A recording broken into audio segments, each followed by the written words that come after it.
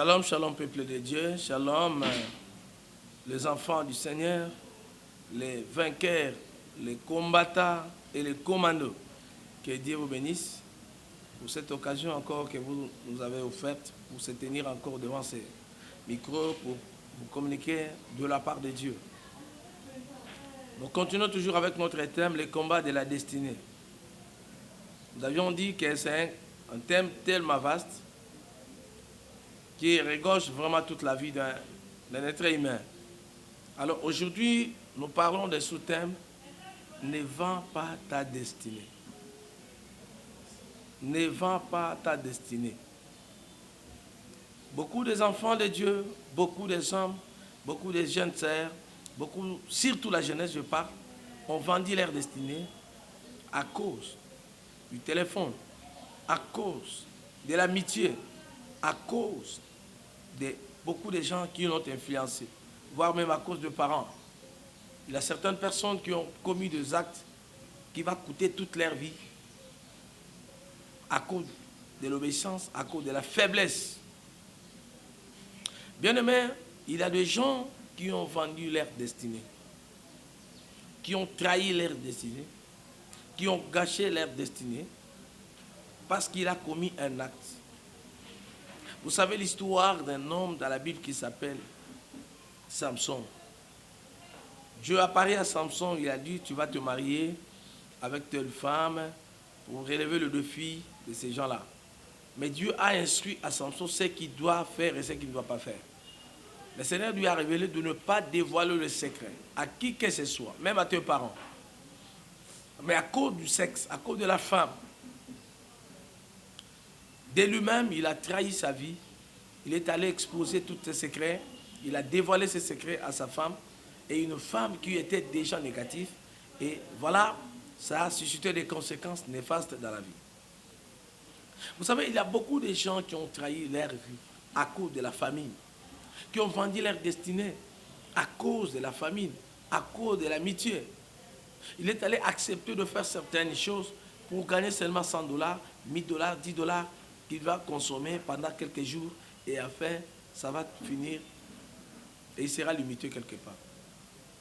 Voilà, bien aimé, je m'adresse à un enfant de Dieu aujourd'hui de comprendre ce qu'il doit faire. De comprendre que ce que tu fais n'est pas bon de la part de Dieu. Tu as tout intérêt d'arrêter. Il y a des erreurs que nous pouvons commettre aujourd'hui qui aura des répercussions dans des jours à venir. Il y a des défauts, il y a des faiblesses, il y a des erreurs que tu peux faire dans la vie qui peuvent coûter toute ta vie dans l'échec. Il y a certaines choses que toi, tu n'as même pas le droit de le faire. L'apôtre Paul dit, ce qui était gain pour moi, je la regarde comme de la boue, à cause de l'excellente connaissance du Seigneur Jésus-Christ. À cause de la sexe, à cause du sexe, beaucoup ont trahi, beaucoup ont gâché leur vie, beaucoup ont vendu leur destinée, beaucoup. Je vais te donner un témoignage pour accentuer notre message de ce soir. Il y a une sœur qui fut orpheline de père et de mère. Mais elle priait, elle fréquentait l'église. Alors, à chaque fois qu'il quittait l'église, il se dirigeait vers une maman qui l'aidait de temps à autre. Alors, le mari de cette dame-là commençait à menacer, à déranger la fille pour coucher avec lui. La fille refusait. Elle disait, si je peux le faire, je peux faire ça ailleurs, mais pas avec cette dame-là. Et une fois, le monsieur a tenté, ça n'a pas tenu, la fille est allée partager maintenant avec la maman. La maman n'y croyait pas, elle disait, mais non, cette fille n'est pas sincère, elle commence à faire de n'importe quoi avec mon mari. Une fois, la maman s'y portait. Deuxième fois, le mari continuait toujours à menacer la fille pour le viol, pour coucher avec lui. Alors cette fois-ci, la fille a eu le courage de retourner encore à la maman pour lui dire la vérité. Voilà maman, ton mari est en train de me menacer pour sortir avec lui. Il faut le dire, l'autre fois je t'avais informé, je vois comme si rien n'est changé, c'est comme si tu n'avais rien fait. Alors la maman s'est levée contre la fille et menaça la fille de quitter sa maison. Parce qu'il commençait à chercher. Tu es devenu un danger permanent avec moi, mais aussi avec mon mariage. C'est préférable que tu te retires, quitte ma maison. Alors la fille se retrouve devant une équation. Je vais passer la nuit à l'église, mais qui va me donner à manger? Qui va payer les frais scolaires pour moi? Ainsi de suite. D'accord. Quelle deviendra ma vie? Alors il y avait un occultiste, un papa qui avait beaucoup d'argent, mais c'était un grand féticheur, plus âgé même que son père, qui lui a proposé maintenant de commencer à coucher avec lui. Avec condition, il va prendre sa vie en charge, il va louer une maison pour elle, et il va payer de loyer, ainsi de suite, les frais scolaires, les frais académiques plutôt. Elle n'avait plus de choix, elle l'a accepté. Or, avant d'accepter ces choses, il y avait un homme de Dieu qui est venu prêcher dans cette église-là, qui a prophétisé pour l'avenir de cet enfant, disant que le Seigneur me fait voir, bientôt tu seras béni, bientôt tu seras l'homme qui t'avait promis le mariage, en provenant des États-Unis, va revenir pour venir te marier. La fille commençait à sortir avec ce monsieur, avec ce vieux papa-là. Elle se retrouve maintenant grosse. Elle était grosse. C'était vraiment inconcevable pour lui de mettre au monde avec un tel papa. La fille a accepté d'avorter. Elle est allée avorter. Les mêmes papas cherchaient à avoir un enfant parce qu'il avait fait que 3 enfants dans sa vie. Alors, la femme a pris fuite avec les enfants, portés disparus, ils ne savent même pas là où ils sont. Ils sont partis avec les enfants. Maintenant, papa cherchait à tout prix de faire ne fût-ce qu'un enfant de sang. La fille venait et elle a annoncé à l'homme que je suis grosse, mais je ne peux pas mettre au monde, je dois avorter. Le papa a dit, n'ose pas de le faire. Malgré cela, la fille est allée avorter. Après avoir été au courant de ça, le monsieur s'est décidé maintenant de lui accuser. Il est allé porter plainte au niveau du parquet. Alors on a arrêté la fille. La fille doit se retrouver au niveau de la prison. L'homme est allé accuser. Lui, il croyait que la fille est encore grosse. Il faut maintenant protéger sa grossesse. Je dois faire ceci, cela. Lorsqu'il est allé pour l'intimider, cette fille était obligée de dire la vérité. On l'a arrêtée. Et voilà, elle se retrouve au niveau de la prison. Dans cette période même, le fiancé qui était parti aux États-Unis devait revenir au pays pour venir récupérer sa femme. Arrivé comme ça, la fille n'était plus là, elle se retrouve au niveau de la prison et elle n'avait pas pris soin de tout ce qu'elle avait fait convenablement pour s'entretenir, pour suivre un peu de traitement pour que les dégâts n'arrivent pas encore dans les jours à venir. Dommage. Le monsieur arrive, informé de la situation, il ne pouvait même pas supporter, il est retourné déçu parce que la fille a failli. Au moment où je vous parle, cette fille demeure comme ça, sans se marier, et chaque fois il est chassé du mariage. Pourquoi? Parce qu'elle ne met pas au monde. Elle avait vendu sa destinée qui coûtait les enfants. Voilà, bien-aimés, à cause de manque de l'argent, à cause de manque de maîtrise, beaucoup ont failli. À cause des sentiments de présent, à cause du plaisir du monde, beaucoup ont trahi, beaucoup ont vendu leur destinée. Je m'adresse à toi qui me suis maintenant. Observe un peu. Dans les choses de Dieu, il n'y a pas des en entendant. Vous voyez combien de fois beaucoup des enfants de Dieu ont trahi leur destinée. À cause du plaisir de la chair, à cause de l'influence des amis, à cause de la décision qui est venue sous la colère, tu pouvais trahir ta destinée. Mais je te rassure, ne trahis pas ta destinée. Car ta destinée est entre les mains de Dieu. Alléluia. Décide-toi maintenant de revenir entre les mains de Dieu. Toute bénédiction mérite des sacrifices.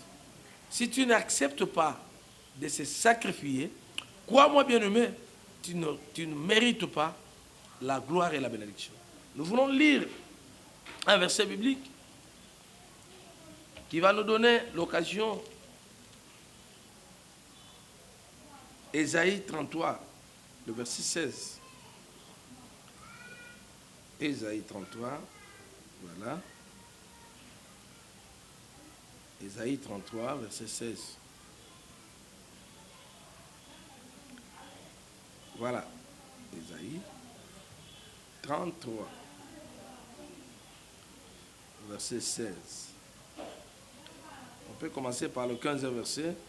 La Bible dit, celui qui marche dans la justice et qui parle selon la droiture, qui méprise un gain, acquis par extorsion, qui secoue les mains pour ne pas accepter un présent, qui ferme l'oreille pour ne pas entendre des propos sanguinaires et qui se bande les yeux pour ne pas voir le mal. Celui-là habitera dans des lieux élevés. Des rochers fortifiés seront sa retraite. Du pain lui sera donné, de l'eau lui sera assurée. Tes yeux verront le roi dans sa magnificence. Ils contempleront le pays dans toute son étendue. Ton cœur se souviendra de la terreur où est le secrétaire, où est le trésorier, où est celui qui inspectait les tours. Tu ne verras plus le peuple audacieux, le peuple au langage obscur qu'on n'entend pas, à la langue barbare qu'on ne comprend pas. Bien-aimés dans le Seigneur, nous entendons, la Bible dit, celui qui marche dans la justice et qui parle selon la droiture, qui méprise un gain acquis par l'extorsion, qui secoue les mains pour ne pas accepter un présent. Toi, tu as été corrompu pour trahir le bien-aimé, pour dire du mensonge. Toi, on t'a donné certaines choses pour aller livrer ton ami auprès d'un féticheur. Quelqu'un avait l'envie de tuer quelqu'un, il t'a utilisé pour gagner certaines choses, pour trahir le bien-aimé. Vous savez ce que tu gagnes, c'est par du mensonge. Consciemment, tu te rends compte que tu reconnais que ce que je gagne ne m'appartient pas, mais tu le fais quand même.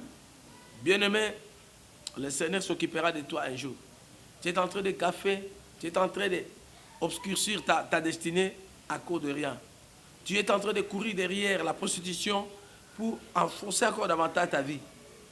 Tu cherches à te satisfaire, à te réjouir auprès des prostituées. Mais tu ne sais pas, la prostitution, c'est une fosse profonde. C'est ce que la Bible dit. La prostitution, c'est une fosse profonde. C'est lui qui suit les prostituées, s'enfonce davantage, engloutit sa vie. Bien-aimé, arrête avec ce que tu fais. Arrête avec ce que tu es en train de faire. Ce qui n'est pas bon, ce qui ne t'appartient pas, peut obscurcir toute ta destinée. S'enrichir facilement. Nous voyons aujourd'hui dans la vie, beaucoup de gens ont prêté cette voie-là, mais ils se rétouffent nulle part. S'il y a des choses que tu ne peux pas trahir, c'est ta destinée. Mais ta destinée n'est pas entre les mains de quelqu'un. Ne trahis pas ta vie. Ne trahis pas ton Dieu. Ne te sépare pas de Dieu à cause de l'argent. Ne t'éloigne pas de Dieu à cause du mariage. Ne t'éloigne pas de Dieu à cause de l'opportunité qui se présente devant toi. Bien-aimé, je suis venu t'exhorter aujourd'hui. Ne vends pas ta destinée à cause du sexe. Ne vends pas ta destinée à cause de l'argent. Ne vends pas non plus ta destinée à cause du voyage. Nous voyons aujourd'hui nos sœurs et nos frères à cause du voyage. Elles se retrouvent devant un monsieur qui dit que non, je vais faire mieux pour te faire déplacer d'ici jusqu'en Europe, mais à condition tu vas coucher avec moi. Et la sœur accepte. Je n'ai pas de choix, il faut qu'elle accepte tout simplement pour que j'aille en Europe. Bien-aimé n'ose pas de le faire. La bénédiction qui vient par le péché n'existe pas. Et une bénédiction qui vient de Dieu, mais qui passera par un péché. Un acte qui commet le péché, qui pousse de commettre le péché, ne vient pas de Dieu. Lorsque Dieu veut bénir quelqu'un, il va lui bénir non pas au travers d'un péché. N'ose pas de faire le péché pour être béni. La bénédiction accompagnée du péché n'existe pas. Ça vient du diable. Bien-aimé, Je t'exhorte maintenant. Regarde ta vie, là où tu es. Comment tu as parchevé jusqu'à arriver à ce lieu-là? Comment est-ce que tu es arrivé à ce lieu-là? Prends courage, bien-aimé. Décide-toi maintenant d'arrêter ce lieu-là, de ne plus avancer dans le mal, de ne plus avancer dans le péché. Arrête ce que tu fais là. Arrête ce chemin-là. La voie qui amène vers la destruction. Avec la voie qui amène vers l'échec. Bien-aimé, je t'exhorte. Je t'interpelle maintenant de quitter ce lieu-là. D'abandonner cette voie. Que Dieu te bénisse. Dieu va te bénir. Ta part, personne n'a ravi ça. Personne ne va te séparer de Dieu. Personne ne va dévier ta destinée. Si ce n'est toi-même qui donnera l'occasion. Que le Seigneur t'accorde cette grâce. Pour que toi, aujourd'hui, tu reviennes dans tes pas. Que le Seigneur vous bénisse. Que le Seigneur vous accorde cette grâce dans le nom puissant du Seigneur Jésus-Christ. Voilà, je suis déclaré. Amen.